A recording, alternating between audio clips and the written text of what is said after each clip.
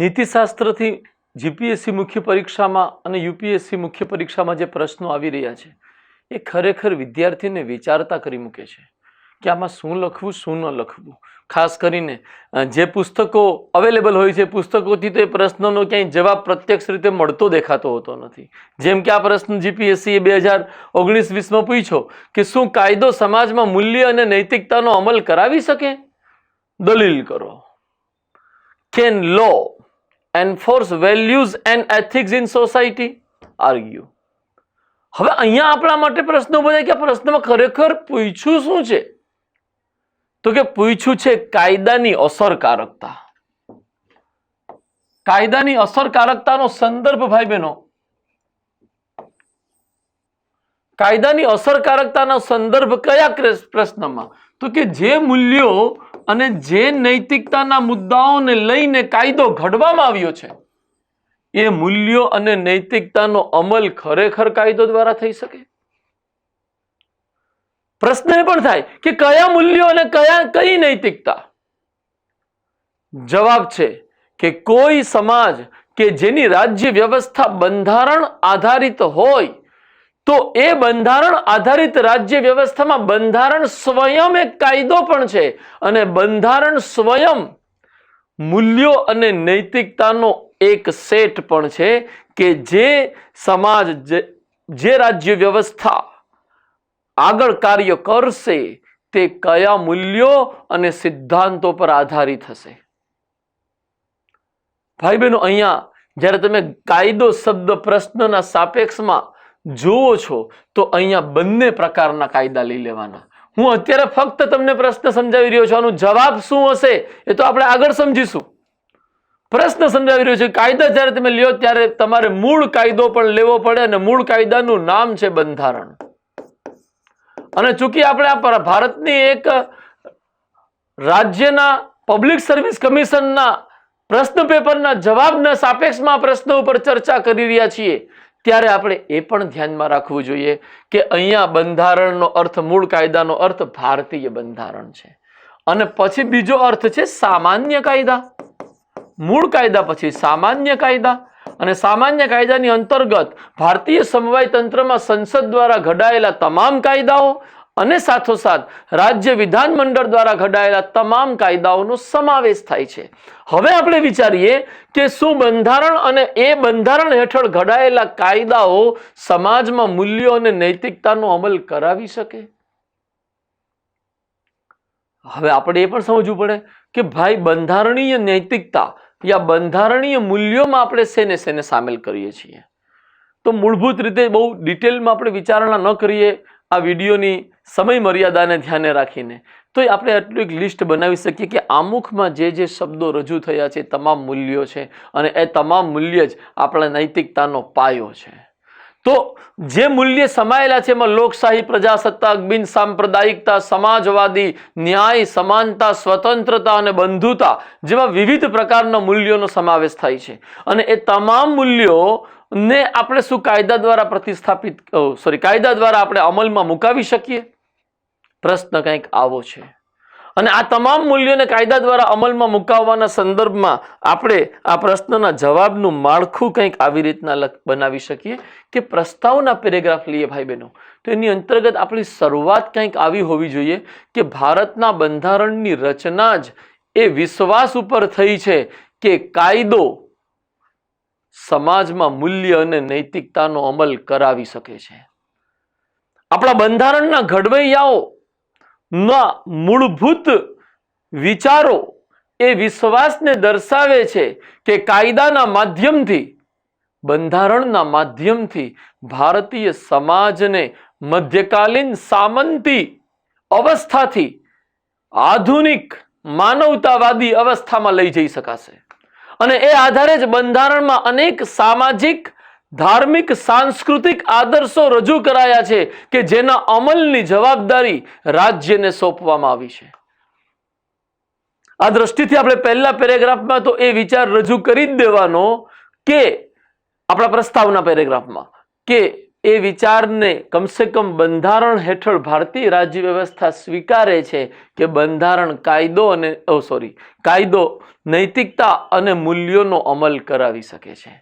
એ પછી હવે આપણા માટે પ્રશ્ન ઊભો થાય. આપ સમજી શકતા હશો પ્રસ્તાવનાને આપણે કઈ રીતના રજૂઆત કરવાની છે. એ પછી આપણે પ્રશ્નની અંતર્ગત આગળ વધીએ અને આપણો જે પ્રશ્નનો જે મૂળભૂત ભાગ છે, મુખ્ય ભાગ છે, એની અંતર્ગત આપણે દલીલો આપવાની શરૂઆત કરીએ. અને જ્યારે આપણે કોઈ દલીલ આપીશું, કારણ કે દલીલ કરો એટલું કહી દીધું છે, બીજું કંઈ નથી કીધું. સમર્થનમાં દલીલ કરો કે વિરોધમાં દલીલ કરો, તો એનો અર્થ એ થાય જવાબ લખવા માટે આપણે સમર્થનમાં દલીલો આપવી પડે અને આપણે વિરોધમાં પણ દલીલો આપવી પડે. જ્યારે જે દલીલ આપશું ત્યારે એ દલીલ સાચી છે એવું સાબિત કરવા માટે આપણે કોઈ ઉદાહરણ સ્વરૂપે પુરાવો પણ રજૂ કરશું. અને એ દ્રષ્ટિથી ભાઈ બહેનો આપણો બીજો મુદ્દો જે સમર્થનમાં દલીલો છે એના બે ભાગ હશે. એક દલીલ અને બીજું દલીલના સમર્થનમાં પુરાવો.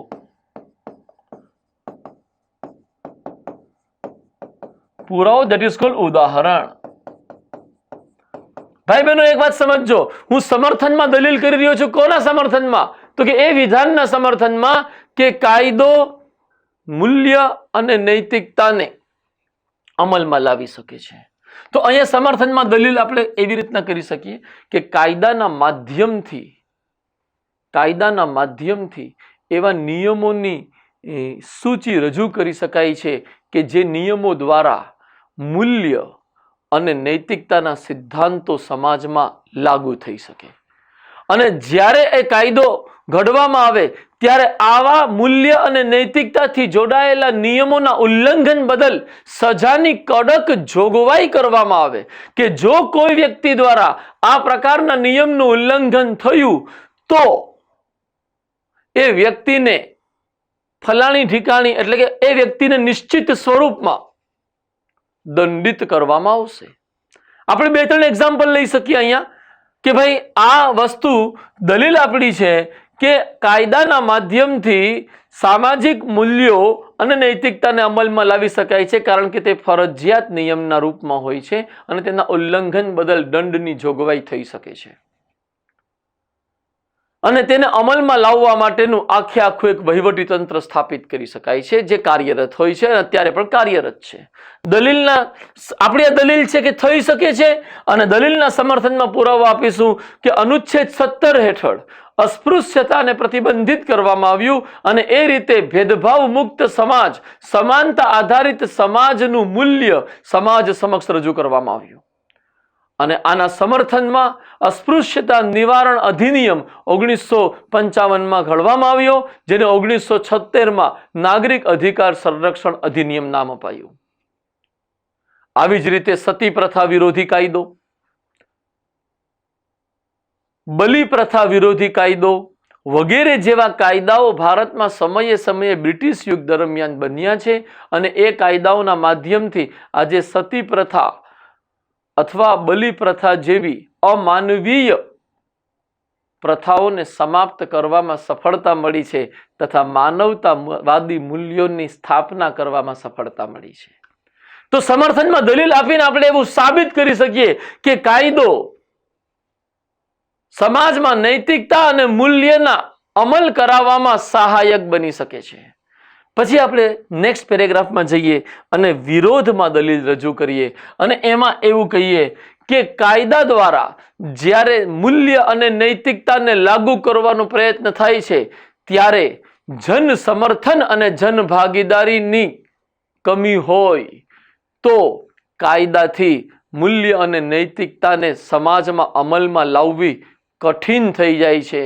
અરે કેટલીક પરિસ્થિતિમાં તો એ શક્ય જ રહેતું નથી કે તે અમલમાં આવે. અને એ સંબંધમાં મારા ભાઈ બહેનો આપણી મૂળભૂત આર્ગ્યુમેન્ટ એ હોય કે સામાજિક સાંસ્કૃતિક બાબતોથી જ જોડાયેલા હોય છે મોટાભાગના મૂલ્યો અને નૈતિકતાના સિદ્ધાંતો. અને આ સામાજિક સાંસ્કૃતિક માન્યતાઓ પરંપરાઓ કોઈ એક દિવસમાં કોઈ એક કાયદો ઘડી લેવાથી બદલી જતી નથી. એ સમયબદ્ધ રીતે ધીરે ધીરે એક નિશ્ચિત વાતાવરણીય પરિવર્તન હેઠળ મૂલ્યો અને માન્યતાઓ પણ અમલમાં આવતા જાય છે. અને એ સંબંધમાં આપણે જ્યારે વિરોધમાં દલીલ રજૂ કરીએ તો એ દલીલના સમર્થનમાં પુરાવો રજૂ કરવાની વાત આવે ત્યારે આપણે મુખ્યત્વે 2-3 પ્રકારના એવા કાયદાઓની રજૂઆત કરી શકીએ કે જે કાયદાઓ તો ઘડાઈ ગયા છે પરંતુ તેનું અમલીકરણ નામ માત્રનું થઈ રહ્યું છે. એવો એક કાયદો છે દહેજ પ્રથા વિરોધી કાયદો. દહેજ પ્રથા એક સામાજિક કુરીતિ છે અને માનવતાવાદી સમાનતાવાદી મૂલ્યના સંદર્ભમાં આ એક નકારાત્મક પ્રથા છે. અને દહેજ પ્રથા વિરોધી કાયદો અમલમાં હોવા છતાં મોટા પાયે દહેજના કેસો ઘટિત થઈ રહ્યા છે. ભારત એ સંબંધમાં દહેજ પ્રથાની સમાપ્તિ કરી સમાનતાવાદી મૂલ્યોનો અમલ લાવવામાં સફળ દેખાતું નથી. આવી જ રીતે મારા ભાઈ બહેનો એવું કહી શકીએ આપણે કે બાલ વિવાહ ઉપર પ્રતિબંધ સંબંધી કાયદા પણ દેશના મોટા ભાગના રાજ્યોમાં સફળ રીતે અમલ પામ્યા નથી. અને બાળ વિવાહની જે કુપ્રથા છે એ આજે પણ ભારતીય સમાજમાં મોટા પાયે જોવા મળી રહી છે. ભાઈ બહેનો, તમે મારા વિરોધની અને સમર્થનની દલીલો અને એના પુરાવાથી એક સંદર્ભ સ્પષ્ટ કરી શકતા હશો કે હું જે મુદ્દાઓ સામાજિક મૂલ્યો અને નૈતિકતાના લઈ રહ્યો છું એ બંધારણમાં સમાયેલા સમાનતા અને ન્યાયના આદર્શથી, સમાનતા અને ન્યાયના મૂલ્યથી જોડાયેલા છે. અને આ સમાનતા અને ન્યાયના મૂલ્યના સાપેક્ષમાં મારા દ્વારા જે રજૂ કરવામાં આવેલા ઉદાહરણો છે, કાયદાના પુરાવાઓ જે છે એ પણ ન્યાય અને સમાનતાથી જોડાયેલા દેખાય છે. ભાઈ બહેનો, બાલ વિવાહનો જ્યાં સુધી સંદર્ભ છે તો એ સંદર્ભ સ્વતંત્રતાથી પણ જોડાઈ શકે છે કે ભાઈ વિવાહ કરવો કે ન કરવો અને કરવો તો કોની સાથે કરવો એ એક વયસ્ક વ્યક્તિ દ્વારા સંકલ્પ સ્વાતંત્ર્ય હેઠળ જ નિર્ણય લેવાતો હોવો જોઈએ. પરંતુ ભારતમાં બાલ વિવાહની પ્રથા હેઠળ વ્યક્તિ વયસ્ક છે જ નહીં તો એના સંકલ્પ સ્વતંત્રતાનો તો પ્રશ્ન જ ક્યાં ઊભો થાય છે. તો ભાઈ બહેનો, અહીંયા આપણે એ તર્ક આપી, દલીલ આપી એ રજૂઆત કરી શકીએ કે ભારતમાં સમાનતા અને ન્યાય જેવા મૂલ્યોની સ્થાપના કાયદાના માધ્યમથી કરવામાં કોઈ ખાસ સફળતા હજુ સુધી મળી નથી. અને આ સફળતા ન મળવાનું મુખ્ય કારણ જન સમર્થન અને જન ભાગીદારીની કમી છે. ભાઈ બહેનો, આટલું લખ્યા પછી આપણે નિષ્કર્ષ પેરેગ્રાફમાં આવવું જોઈએ અને એમાં એ લખવું જોઈએ કે કાયદા દ્વારા જે મૂલ્ય અને જે નૈતિકતાને પ્રોત્સાહન પ્રદાન કરવાનો પ્રયત્ન થઈ રહ્યો છે એ પ્રયત્નમાં જન ભાગીદારી અધિકતમ કરવી એ સર્વોચ્ચ પ્રાથમિકતા હોવી જોઈએ. જ્યારે કોઈ પણ કાયદામાં જન સમર્થન અને જન ભાગીદારીનો સમાવેશ થાય છે તો એ કાયદાથી જોડાયેલા તમામ મૂલ્યો અને નૈતિકતાના સિદ્ધાંતોનો અમલ સરળ બની જાય છે. પરંતુ જ્યાં આવું જન સમર્થન જોવા મળતું નથી ત્યાં ફક્ત કાયદાનું અમલીકરણ કરનારી એજન્સીઓના માધ્યમથી સંપૂર્ણપણે મૂલ્યોનો અમલ કરાવી દેવો કઠિન થતું હોય છે. અને આવો એક વિચાર રજૂ કરી આપણે નિષ્કર્ષમાં લખવું જોઈએ કે કાયદાનું અમલીકરણ કરનારી સંસ્થાઓ દ્વારા એ પ્રકારે જન ભાગીદારીને પ્રોત્સાહન આપવાનો પ્રયત્ન થવો જોઈએ કે જેથી કાયદામાં સમાયેલા મૂલ્યોનો વ્યવહારિક સાર્વત્રિક અમલ થઈ શકે. આંશિક અમલ કાયદાથી થાય છે, થઈ શકે છે મૂલ્યો અને નૈતિકતાનો, પરંતુ સંપૂર્ણ અમલ તો કાયદાની સાથોસાથ જ્યારે જન સમર્થન પ્રાપ્ત થાય ત્યારે જોવા મળતો હોય છે. આવી એક કન્ડિશનલ વાત રજૂ કરી આપણે આપણા પ્રશ્નનો જવાબ પૂર્ણ કરી શકીએ. ભાઈ બહેનો, આ પ્રશ્નનો જવાબ બનાવવો પોતાનામાં એક મૌલિક ચિંતન આધારિત મુદ્દો હતો અને મેં મારા મૌલિક વિચારોના આધારે રજૂઆત કરી છે. બની શકે કે આ રજૂઆત આપને આપના વિચારોના ઘડતરમાં આપની ખુદની મૌલિકતાના વિકાસમાં સહાયક થઈ શકે. ભાઈ બહેનો, આ વિડીયો આપને જો ગમ્યો હોય તો પ્લીઝ આને શેર કરજો. જે લોકો પ્રિલિમિનરીની તૈયારી કરી રહ્યા છે પરંતુ મેન્સ આ વર્ષે આપવાના નથી, એમને પણ આ વિડીયો જોવાનું અચૂકપણે કહેશો, જેથી કરીને એમના એ વિદ્યાર્થીઓમાં પણ મૌલિક વિચારોના ઘડતરની પ્રક્રિયાનો પ્રારંભ થઈ શકે. Thank you very much. જય હિન્દ.